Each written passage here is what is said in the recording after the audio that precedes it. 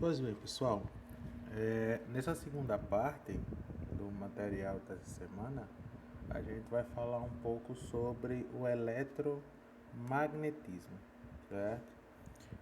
Vamos ver de que forma esse eletromagnetismo ele está presente no nosso dia a dia, certo? E de que forma ele vai estar implicando em algumas situações, ok?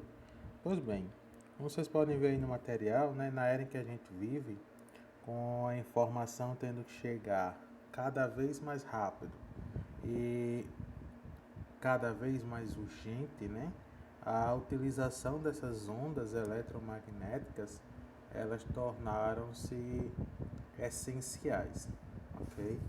Essenciais devido à sua velocidade de propagação.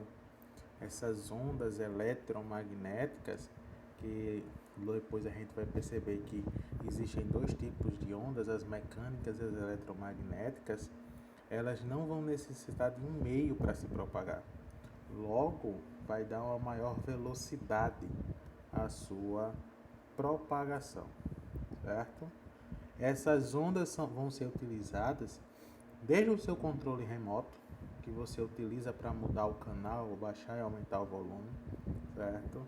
Passando pelo Wi-Fi que você tem em casa, passando pelo seu celular, funcionamento da sua TV, funcionamento da sua impressora e assim por diante, certo?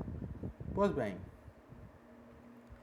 todos esses aparelhos eletroeletrônicos, né, na sua grande maioria, utilizam-se dessas ondas eletromagnéticas. Quando a gente fala em ondas eletromagnéticas, a principal, digamos assim, que exerce uma maior influência no nosso dia a dia, são as ondas eletromagnéticas provenientes do Sol, que é justamente a radiação solar, ok? Essa radiação solar, né, vai ser devido à energia emitida pelo Sol, certo? O Sol, você tem que entender que o Sol ele está em constante atividade, e ao tempo todo ocorrendo diversas reações sucessivas e contínuas, ok? No núcleo do Sol, é como se eu tivesse várias bombas atômicas o tempo todo explodindo no interior desse Sol. E como toda bomba, ela libera uma grande quantidade de energia. E essa energia ela é expelida no espaço, certo? Em torno do Sol, na forma de radiação. Essa radiação vem bombardeada de diversos, certo, tipos aí. Algumas sendo essenciais para a nossa sobrevivência e alguns sendo mortais para a nossa sobrevivência, certo? Algumas delas são terríveis para nossa saúde, ok? Parte dessa energia liberada é vista como luz visível, essa luz que clareia o nosso dia, certo?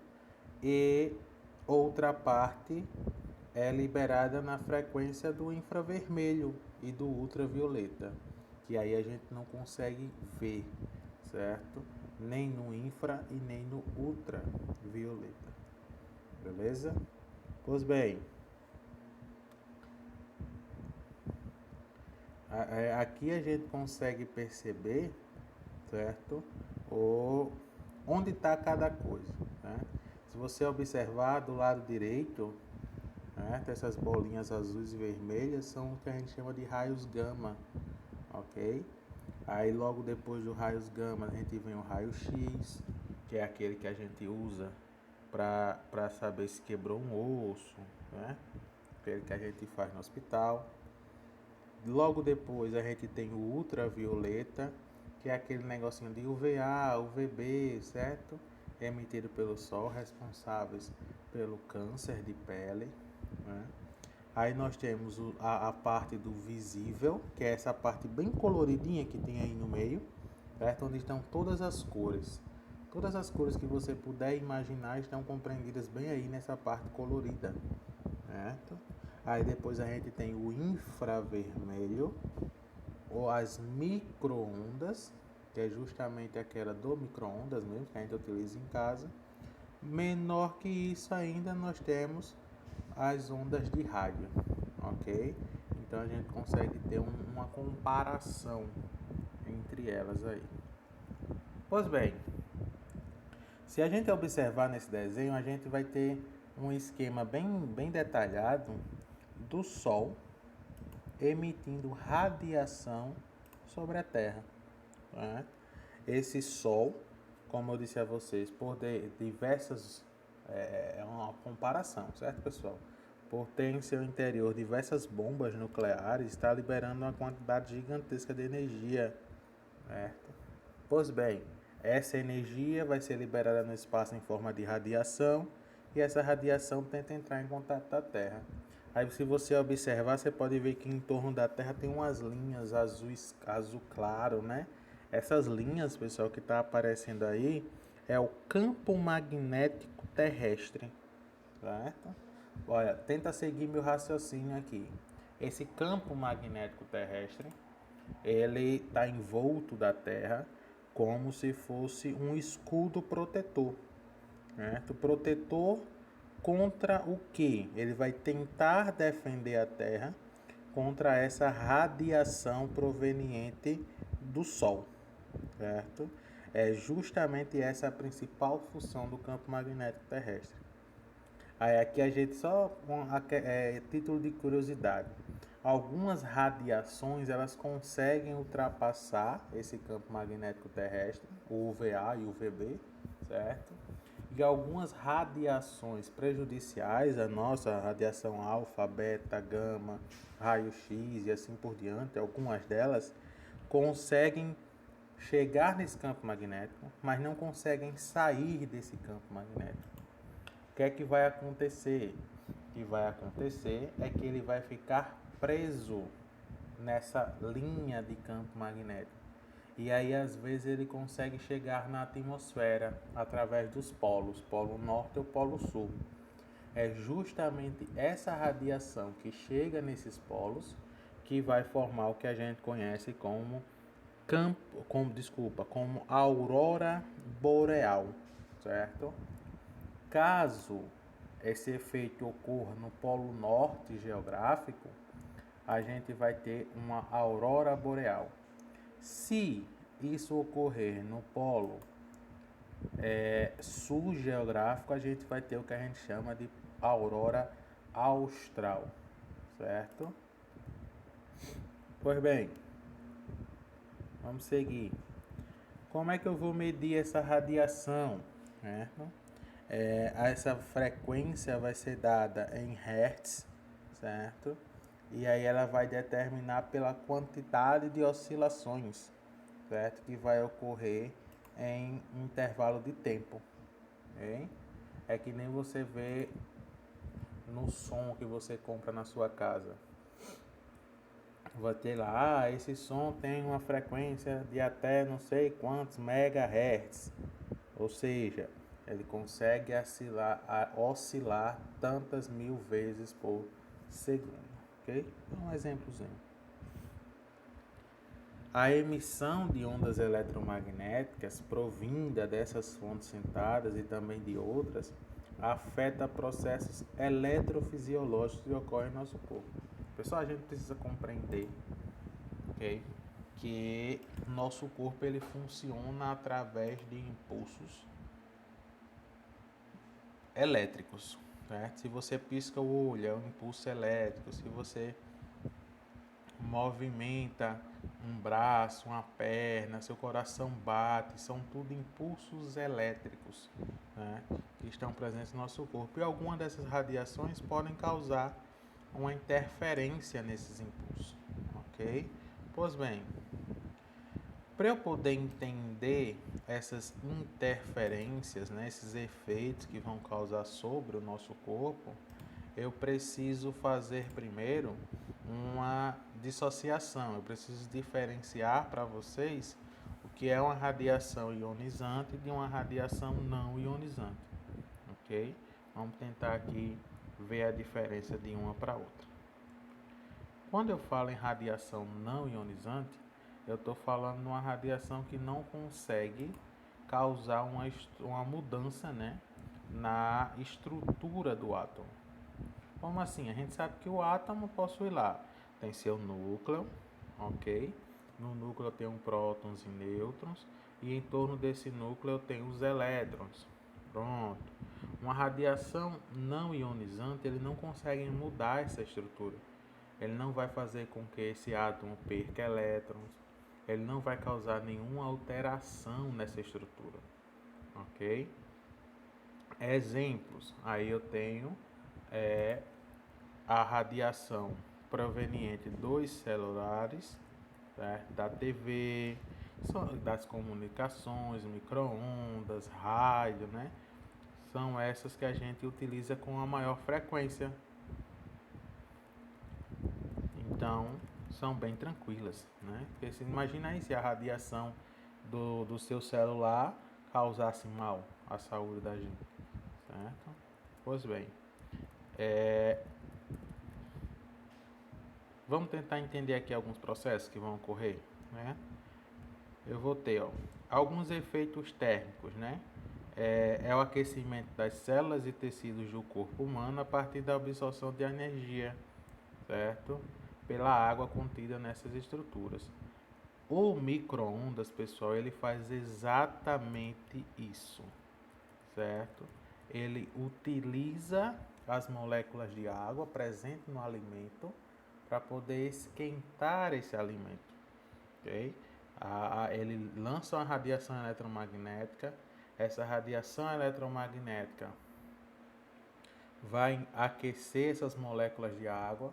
Quando elas aquecem, ela transfere calor para as outras moléculas do alimento e assim todo o alimento fica quente. É tanto que se você pegar numa parte do prato que não está em contato com o alimento, ele não vai estar quente, certo? Pois bem, quando é que vai ocorrer esse aquecimento, né? Vamos ser mais detalhados. Ocorre quando a absorção da radiação eleva a temperatura corporal, que é o que faz o micro-ondas, né? Em certos níveis, o corpo automaticamente regula a temperatura para a habitual, cerca de 36 graus Celsius. Porém, dependendo da intensidade de radiação, o corpo não consegue mais manter a temperatura estável. Então, o uso excessivo de radiações, certo? Mesmo que elas sejam não ionizantes, pode causar um descontrole, certo? Da regulação de temperatura do nosso corpo, ok? Pois bem, vamos só dar uma puladinha aqui para a gente ir mais um pouco. A catarata, certo? A catarata também pode ser devido à exposição excessiva de radiação, certo? A catarata é quando ocorre uma opacidade da lente do cristalino, né, dos nossos olhos e cria aquele enrijecimento, vai criando aquela penumbra branca no nosso olho, ok? O cristalino vai ser composto por uma proteína similar da clara do ovo, que é a albumina, certo? E quando o ovo é cozido, a albumina, que normalmente é transparente, fica opaca. É a mesma coisa do nosso cristalino. Quando a gente expõe o nosso cristalino, ou seja, nosso olho, certo? A grande quantidade de radiação, ou seja, eu utilizo muito celular, muito computador, trabalho na rua, certo? Ou seja, estou recebendo o tempo todo uma grande quantidade de radiação. Provavelmente eu vou ter um pouquinho de catarata quando eu ficar um pouco mais velho, certo? Infelizmente é o destino de quase todos nós. Professor, como é que eu posso evitar? Usando óculos, certo? Que possua a devida proteção, ok? Que acaba ajudando aí a vida da gente. Olha a imagenzinha aqui da catarata. É essa opacidade, exatamente essa daqui que está aparecendo para vocês. Ok? Pois bem. Vamos ver mais um pouquinho desses efeitos, né? Efeitos não térmicos. Quais seriam? São causados por emissões eletromagnéticas induzidas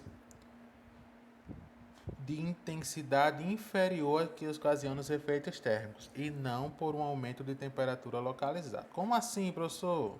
Estudos vão apontar que o uso de aparelhos de telecomunicação são causadores de interferência no sistema imunológico, nervoso e cardiovascular. Espera aí, o senhor está dizendo que só porque eu estou usando o celular direto, só porque eu uso o computador direto, só porque eu jogo direto, eu posso ter uma interferência no sistema imunológico, nervoso e cardiovascular? Sim, certo? Infelizmente, sim. Estudos já comprovam isso, de que a utilização excessiva desses aparelhos causa interferência no nosso organismo, ok? Pois bem, o que é que pode acontecer mais? Pode ocasionar uma alteração, né, no fluxo de íons. Vixe Maria, íons, professor, aquele negócio que eu estudei lá em Química, exatamente. Né? O uso de aparelhos celulares pode alterar o fluxo de íons através das membranas plasmáticas, afetando com isso as capacidades eletrofisiológicas das células nervosas, alterando sua sinapse. Ou seja, essa radiação proveniente desses aparelhos vai alterar a capacidade, certo, que os seus neurônios têm de realizar as sinapses, que são essenciais para o desenvolvimento cognitivo, certo? Pois bem, quais são outros problemas no sistema imunológico? Certo? O sistema imunológico pode ser afetado, certo? Com as exposições aos raios UVB, que é justamente UVA, UVB, certo? Aquela radiação ultravioleta, certo? Que são os causadores de câncer. Com a exposição acentuada, esse sistema de defesa tanto é enfraquecido, podendo se desenvolver um câncer de pele, como eu falei para vocês, né? Como também vai debilitar a defesa contra outras doenças infecciosas. É por isso que quando a gente vai para a praia, passa o dia todinho na praia, quando a gente chega em casa, certo? A gente se sente enfadado. É o corpo pedindo para descansar, para poder recompor-se, certo? O sol ele vai afetar o seu sistema. Então você precisa descansar. Quando você descansa, o corpo se fecha para o ambiente externo e ele vai tentar se recuperar de todo esse processo de enfraquecimento que você sofreu, ok? Por isso que vem aquele, a gente fica enfadado, né? Pode ocorrer, o câncer. Como é que pode ocorrer? Pode ocorrer quando a radiação provinda de diversas fontes penetra nos tecidos, modificando a estrutura da célula e de seus componentes. Se o DNA for atingido, ocorre o que é chamado de mutação, certo? Que isso aqui é bem raro de acontecer com radiação não ionizante. Opa, que eu passei demais. É importante lembrar que, dependendo do tipo de câncer, ele pode ser causado por diversos fatores. Pessoal, não é porque eu estou dizendo a você que essas radiações não ionizantes causam isso que você vai deixar de usar celular, deixar de usar computador, deixar de jogar videogame, assistir TV. Não, certo? Você tem que entender que cada câncer ele precisa de mais de um fator. Não é porque você está fazendo isso que eles vão acontecer, certo? Por exemplo, o câncer de pele precisa de uma superexposição aos raios solares, certo? Fatores genéticos, ok? Uso de cigarro, presença de algum vírus. Então, não é só a radiação. Eu preciso também de algum outro tipo de fator, ok? Professor, o senhor falou estudinho de radiação não ionizante. E a radiação ionizante? São aquelas que conseguem mudar a estrutura atômica, certo? Conseguir mudar a estrutura atômica, então você tem uma radiação ionizante. Exemplo a gente tem raio-x, exames de tomografia computadorizada, certo? Esses aparelhos de imagens, ok? Eles utilizam radiações ionizantes. Professor, o senhor está dizendo que se eu uso um raio-x, eu estou sendo exposto à radiação ionizante. Isso não era para me fazer mal, não? Depende da quantidade que eu estou sendo exposto, certo? É por isso que no raio-x o carinha que vai bater seu raio-x, ele posiciona tudo e ele sai da sala. Ele deixa você sozinho.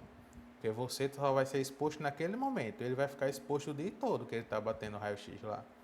É por isso que um técnico em radiologia, ele tem um diferencial no tempo de férias, ele tem mais tempo de férias do que os outros. A jornada diária é menor, certo? Ele tem adicional de insalubridade, porque pode causar danos à saúde, ok? Os intervalos dele precisa ser maior, toda uma questão de proteção, ok? Essa radiação ionizante ela vai ser utilizada, pessoal, em vários locais. Eu vou ter utilização dela na indústria alimentícia, na agricultura, na medicina e na geração de energia. Olha só, na indústria alimentícia, certo? Eu vou precisar utilizar, certo? A técnica de irradiação, certo? Para tentar aumentar o tempo de conservação de alguns alimentos. Então, boa parte dos produtos enlatados passaram por um processo de irradiação, ou seja, foram expostos a radiações ionizantes, certo? Pois bem, com essa radiação eu consigo matar, certo, algumas bactérias que vão diminuir, certo, o tempo de vida útil do produto. Pois bem, aqui a gente tem, ó, olha a diferença entre o mamão e a banana, ele estando irradiado e ele não irradiado. Se você for procurar, pessoal, boa parte desses produtos de supermercado que estão lá bem bonitinhos, certo? Bem conservados, você percebe uma cor mais nítida nele e tal, não tem para onde correr. Passou por um processo de radiação na sua estrutura, certo? Tem uma grande quantidade de agrotóxicos e assim por diante. Ok? Olha aqui, ó, a cebola, certo? A diferença, morango. Todo produto que passa por um processo de radiação vai aparecer essa logo aí para você, ó. Então, se você não quer um produto que foi irradiado, é só procurar essa logo. Tem, não compra. Ok? Pois bem, na agricultura, onde é que eu vou ter, certo? Eu vou ter que criar plantas mais resistentes a pragas. Então, eu vou causar uma exibição dessa planta a um processo de irradiação. Vou causar uma mudança na estrutura atômica dessa planta para que ela seja mais resistente a uma determinada praga, certo? Na medicina, a gente tem tratamento de câncer, certo? Que é a radiografia, desculpa, me atrapalhei agora. A gente tem tratamento de câncer, né? Que é a radioterapia, quimioterapia, certo? Que vão utilizar produtos irradiados. A gente tem o uso para obtenção de imagem, né, que é o raio-x, a ressonância, a tomografia, a mamografia e assim por diante. Ok? Que a gente tem um aparelho de raio-x e uma fotografia. Olha só a ressonância magnética, que ela consegue dar exatamente os formatos bem bonitinhos do nosso corpo. E para obtenção de energia, né, nas usinas nucleares, certo? Que eu vou utilizar materiais radioativos. Aqui a gente tem a imagenzinha de Angra dos Reis, né? Nesse processo de obtenção de energia, eu tenho aí 4 situações, certo? Que são bem complicadas. Hiroshima e Nagasaki, que foram as 2 bombas lançadas, certo? Nessas 2 cidades. Chernobyl, que foi uma usina termonuclear que explodiu, né? Temos o caso Césio 137 em Goiânia, que as pessoas jogaram em terrenos baldios máquinas de ressonância magnética, né? E aí o material, sem retirar o material radioativo dessas máquinas. E aí a galera viu uma pedrazinha brilhando, achou que era coisa boa, pegou, levou para casa, mostrou para a vizinhança e isso aí acabou causando diversos problemas de saúde para essa galera.